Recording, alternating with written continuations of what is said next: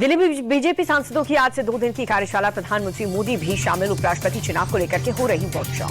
कार्यशाला में पीएम मोदी को सम्मानित किया गया। जीएसटी रिफॉर्म के लिए सांसदों ने पीएम का सम्मान किया। कानून व्यवस्था को लेकर के लखनऊ में सीएम योगी आदित्यनाथ बोले, हमारी सरकार ने यूपी को दंगा मुक्त प्रदेश बनाया। पहले की सरकार में दंगे होते थे, हमने राज्य में सुरक्षा का माहौल पैदा किया।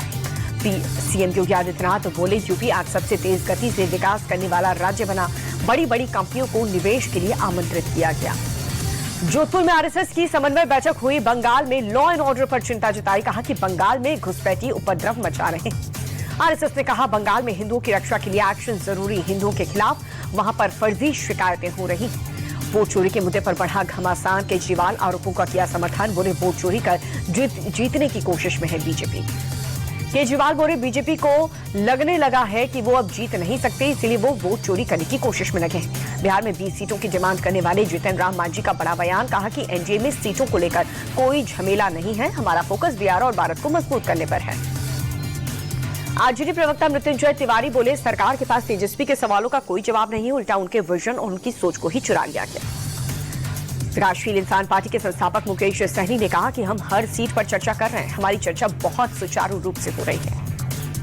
मुकेश सहनी का बयान। बोले कि हमें तेजस्वी यादव के नेतृत्व में चुनाव लड़ना है, महागठबंधन में सीट को लेकर के कोई विवाद नहीं है।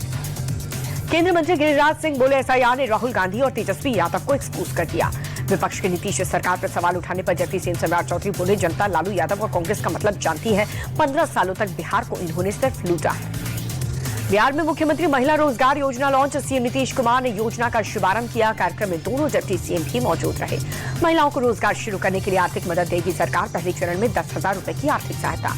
जीएसटी सुधार को लेकर पप्पू यादव बोले, ये सुधार भी सरकार की जुमलेबाजी होगी, चुनाव के बाद इसे खत्म कर देगी सरकार।